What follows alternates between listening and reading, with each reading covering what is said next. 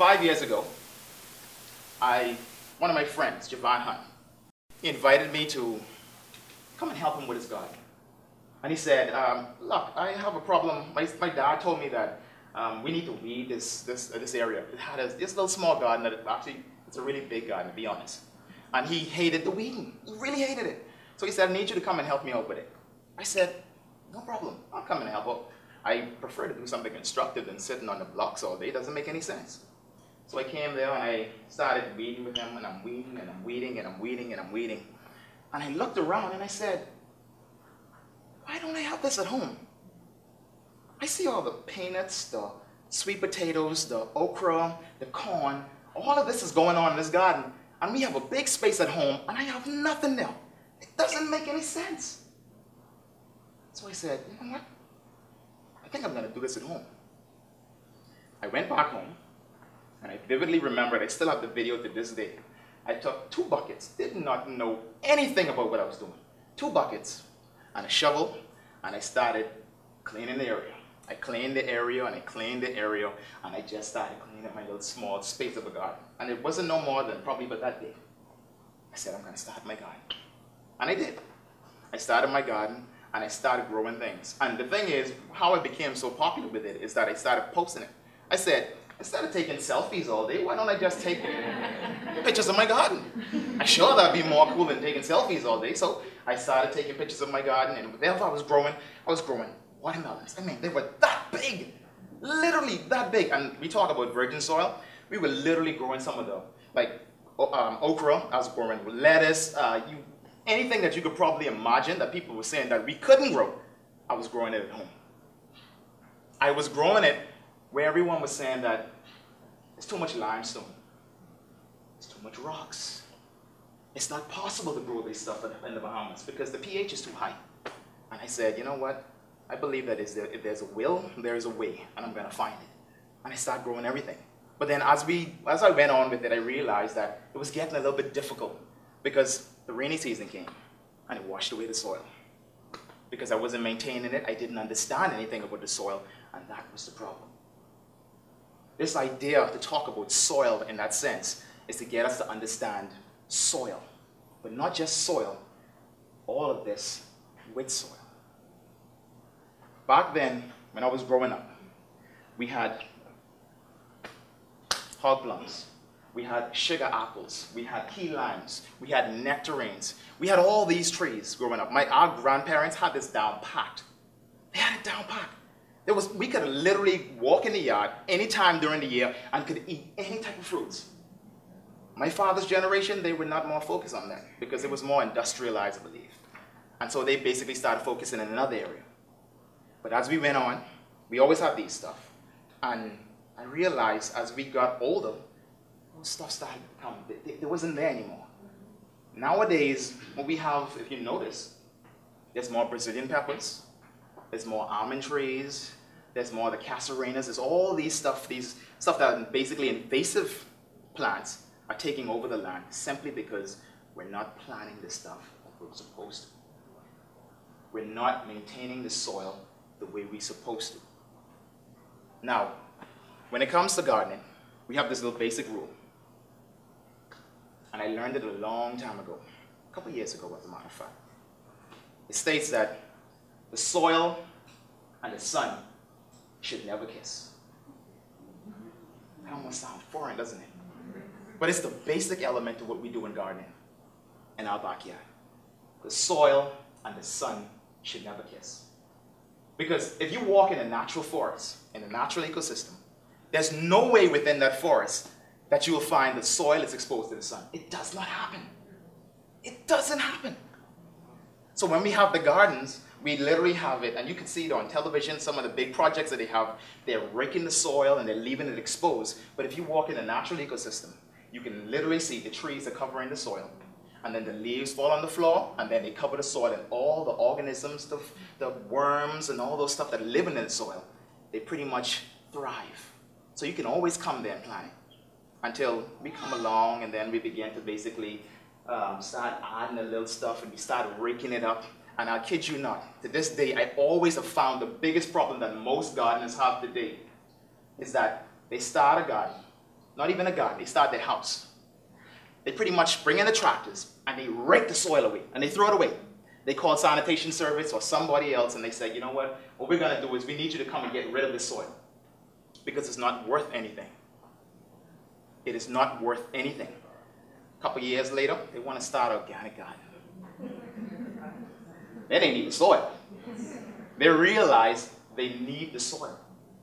So what they have to do, they come and they buy a little bag of soil, it's about $6, and they realize that it ain't working the way it's supposed to. That soil is not, it can't work in its environment. No matter how much they try, it doesn't work. So they have to bring it back in. So there are companies, they always are, that sell it back to them. That sell it back to them. And then they start their gardening, but they don't know the right practices. So because they don't know the right practices, what ends up happening is that they basically bring the soil in, and every year it's washed away, or it blows away, or whatever it is, and then they have the same problem. So they invite someone like me. Say, I see you posting all these stuff, like, how is it possible that you're doing all this stuff, and I'm having so much problems? And I walk in the back of their yards, I kid you not. There's little communities like Bahama and certain areas in Port Lucaya and those areas. I walk in the back there and I'm like, oh God. They don't understand soil. They don't understand the science of it. And I think that's where the problem lies. Until we get back to the basic working with the soil and trying to understand the soil for what it is, for all the organisms that actually reside in the soil. It is said that in a teaspoon of soil, there's more than 1 billion microscopic creatures that live within that soil. More than 1 billion in a teaspoon of soil. It is precious. The UN Joint Research Center says that 1/3 of all living organisms reside in the soil. 1/3. Yet we don't know the value of the very thing that is so precious to us. So I started my little project. I call it Lux Project. And I'm going to call it a little TEDxGrandBahama backyard farmers little project that I do on my personal time. In our community, from Seco Town to 8 Mile Rock, what I started to do, I said, I'm not going to keep this for myself. I don't need to. It doesn't belong to me. It belongs to the children that are coming up. I have my nephews. I don't have the kids personally for myself. I have my nephews. And I'm hoping every summer that I'm going to bring them in and teach them some of the little basic qualities that even though you're going to run after the money, it's fine. Don't forget the basics. Don't forget the basics. So I'm going to go. And I started planning little stuff. I go to people's backyard, and for some odd reason, people, they seem to like me for some odd reason. I don't know why, but they invite me to come and take clips of their trees and whatever, like nectarines. People don't even believe that we have nectarines here. We do. There's peaches. I go and I clip peaches. Just the other day, I heard the Minister of Agriculture saying that we have a lime issue. We can go and moss lime trees like mad. We don't need to go way out there and try to basically get acres of land to do something when every individual, if every person in this room planted a key lime tree, I kid you not, we would not have a key lime problem. We would not have a lime problem. We wouldn't. In my community alone, if within the next 10 years, and I have time, hopefully I don't die, I have the time, I'm going to plant so much key lime trees in Javon's hunt yard. There's this key lime tree and it has close to 200 to 300 limes on it. And we're talking about we don't have limes. There's 500 people, close to 500 people living in that community. Imagine if everybody in that community planted one key lime tree. You want me to show you how realistic it is? Think of today. What do we have a problem with today? How's those mangoes going to you guys? Oh, I have people calling me every day to come and pick up mangoes because they can't stand the smell of it. It's too much. When I see someone try to sell a mango, I'm like, are you crazy? You selling a mango? You have to be able to be your mind because this stuff is like littered all over the place. It's crazy. If we started planting more of the hog plum trees, the dragon fruits, mulberries, the key limes, the nectarine, the peaches. And for God's sake, people, know for a fact that we can grow apples here because apple sells in abundance. We can grow apples here. That's the Golden Door said, please just know we have our own apple that we can grow here. Please know that there's so much bananas. I have 115 banana trees in my backyard, 6 different varieties. I don't buy bananas. It doesn't make any sense. No sense at all for me to buy bananas. There's always 10 to 15 bunches in there at all times through the year. And I can do whatever I want with those different varieties. Some of them I fry, some of them I boil, some of them I eat as bananas. I can do whatever I want because I have diversity in my backyard. There's so much stuff that we can do. We're not doing it. We're not doing it. So there's Sir Charles Haywood Public Library. And I'm literally trying to find the time in order to go and teach the kids about soil, about what they can do with it.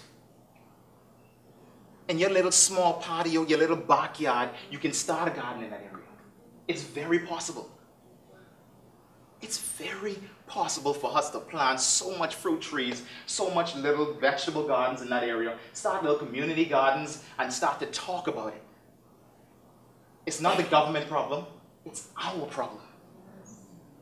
The fact that we're spending $500 million every year on food imports is ridiculous.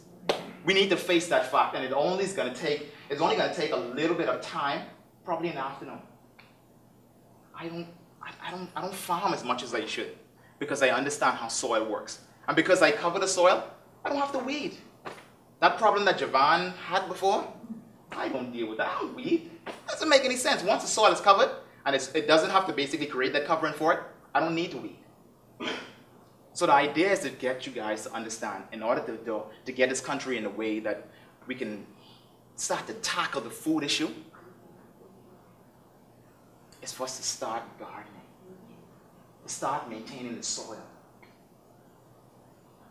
Because that little precious stuff that you walk on and take for granted every single day is worth billions. Billions. I don't know how I can get it to you or try to get you to understand it other than tell you that, because the only way I see people, they tend to understand it is from a money's perspective. We're selling all of our resources. Please don't sell the soil. We need it. We need to get our children eating healthy again. We need to get you eating healthy again so your kids can understand it. So hopefully with that community project, in about 5 years, you're going to come and pass by and you're going to say, well, we need to go and buy some hog pounds. We need to go and buy some mangoes. You're going to pass and pin this point, and someone's going to say, you know, Luck started this project a few years ago, and look where it is today. And hopefully, you can start it in your community as well. Thank you very much.